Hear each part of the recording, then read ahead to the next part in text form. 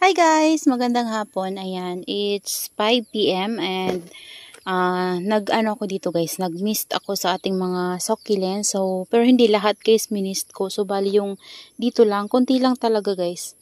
Konting misting lang yung ginawa ko. Ayan, kung makapapansin nyo dito oh.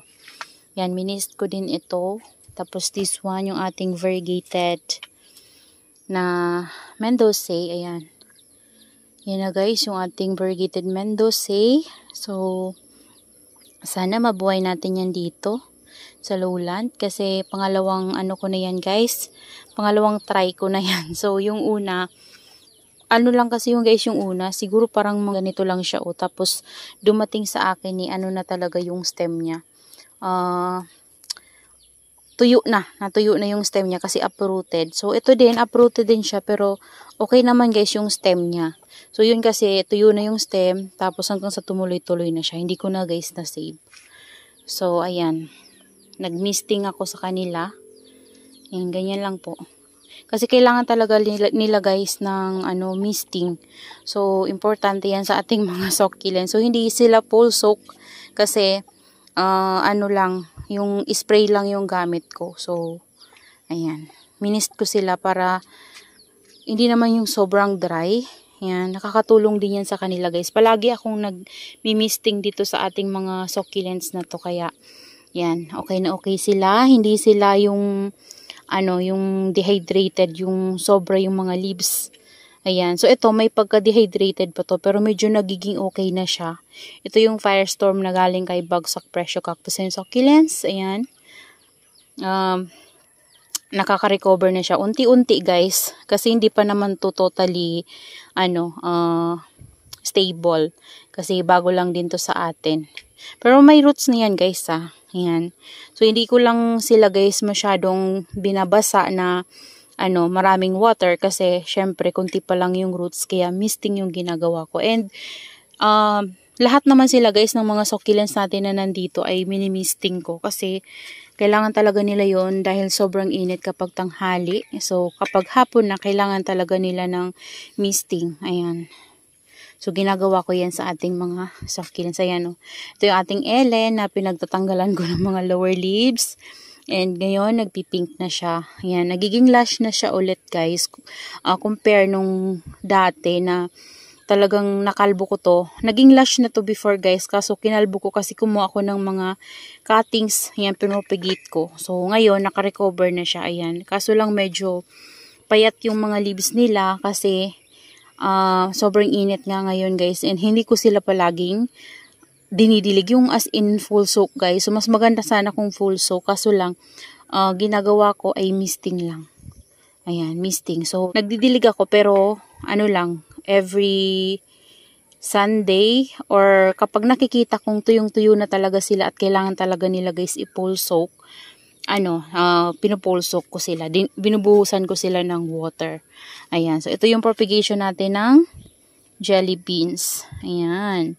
Tapos ng ating Fred Ives. Tapos ito si Bell Baker. Yan. Tinapkat ko guys yung Bell Baker ko. Tapos ito baby to ng Laura. Yan. Yung mga lang to guys. Mga cuttings lang. Propagation. Tapos this one. Si yan guys. Si Toasty. Tapos this one si baby to ni Blade Runner. Ayan. Tapos ito. Nabuhay ko to sa leaves from Variegated Blood Moon. This one guys. Ayan. So, yan sila. Yung dito na, cuttings yun guys na ganito, namatay siya. So, ito yung mga leaves niya. Hindi to yun banda. Tapos ito, isang cuttings din siya. So, nawalan siya ng isang cuttings dyan. Pero, nabuhay naman yung leaves guys na naiwan. Ayan, yung ating Choco Moonstone dito guys. Tingnan nyo yung itsura nito, oh. Yan. Sobrang init kasi talaga ngayon guys. Grabe. Ayan, minimisting ko sila guys. Yan, ito din yung ating Firestorm na propagation guys. Ayan na siya. Ayan, ang ganda ni Firestorm kapag stress, no? Ayan, no?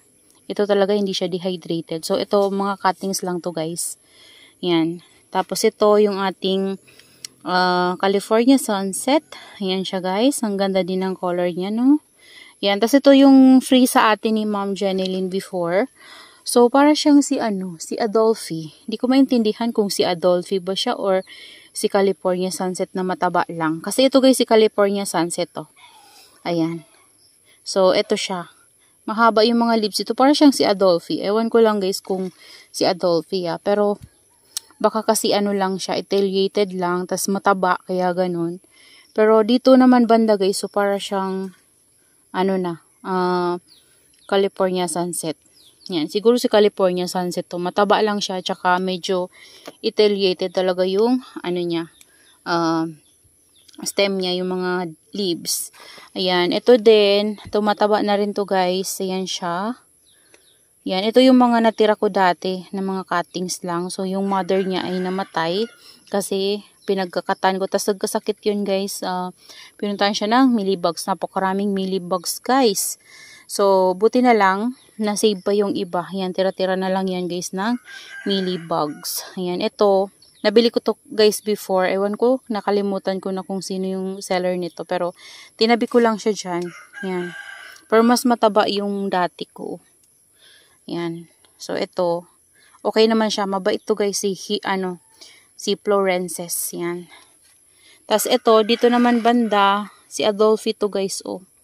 Yan. Adolphi na propagation. Mga cuttings lang. So, gumanda siya dyan. So, yan sila guys. Diba? Maganda na sila kasi hindi na ako nagka-cut. So, before kasi guys, kapag ganito na yung stem, kinakat ko na. So, ngayon, naisipan ko na ipatrail na sila. So, hayaan ko na silang lumago kasi medyo marami-rami naman na sila guys. So, kapag malagong-malago na sila, so doon, pwede na tayong kumuha ulit ng cuttings. Yan, kasi kapag ganito, kapag kinatan naman natin yan guys, makakalbo na naman, diba? So, ayan. So, pasensya nyo na dito, magulo. Ayan.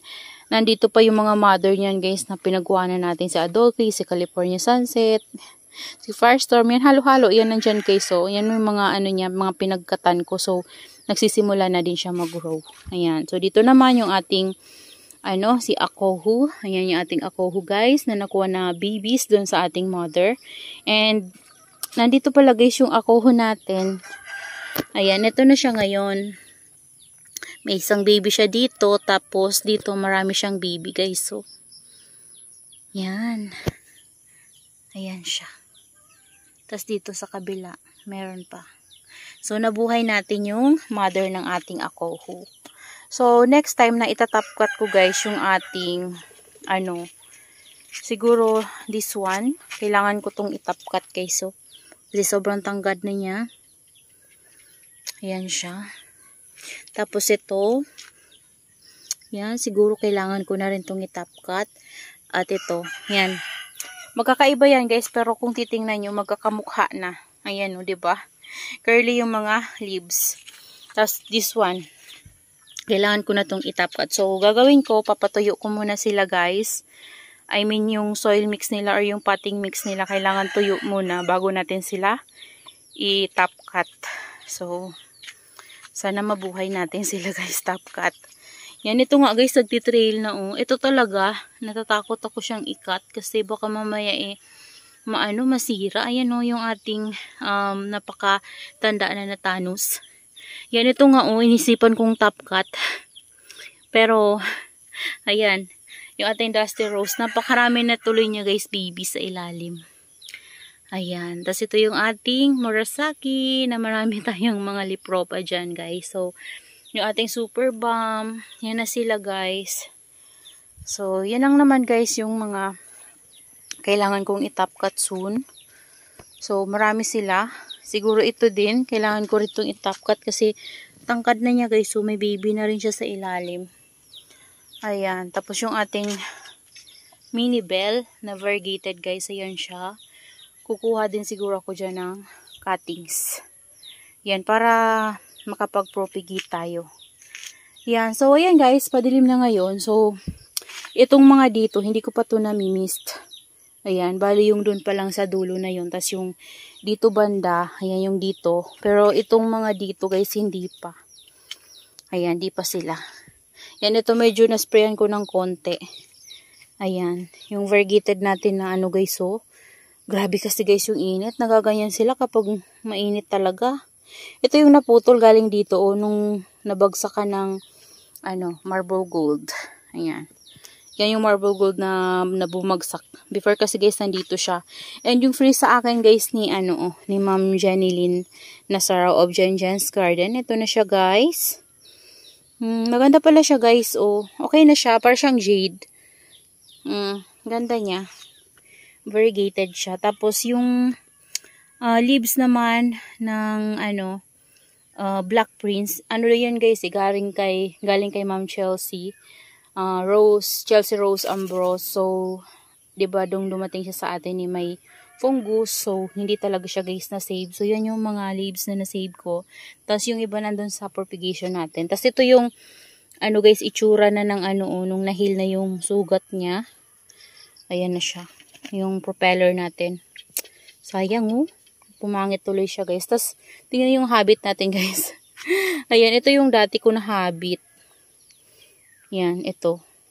Tapos ito yung kulang to sa dilig oh. Yan, kailangan nila ng dilig. Tapos ito na guys, tingnan nyo guys oh. Medyo nagiging okay na yung itsura nito. Yan oh. Medyo nagiging okay na siya. And ang dami talagang babies guys sa ilalim oh. Punong-puno siya ng babies. So sobrang siguro yan guys ng init. Parang hindi niya kinakaya yung init dito sa top kahit na meron tayong net sa taas. Ayan, so that's all for today's video guys. Ayan, share ko lang sa inyo guys yung mga natin dito, succulents. Yan, ngayong hapon and nag-misting kasi ako. Ito hindi ko pa natatanggal guys. So, yan, nabasa ko na naman tapos hindi ko pa siya nakakat. So, yan na lang muna guys kasi hapon na. Ayan, yung dito lang naman guys yung na-mist ko ng maayos. So, yung dito hindi pa. So, siguro bukas na lang ulit ako guys mag-mist sa kanila. Maaga pa bukas. Yan, para, hindi pa mainit. So, kapag mainit na, makapagput-put na ako guys. So, yun. Ganun naman yung ginagawa ko guys every hapon. Kung hindi ko man matuloy sa hapon, hindi ko sila lahat ma-mist kapag hapon. So, kinaumagahan, maagang-maaga, kinaumagahan guys. And magpuput-put ako niyan para kapag uminit, hindi sila mapapano. So, yun lang guys. That's all for today and see you on my next vlog. Happy gardening everyone. Bye-bye.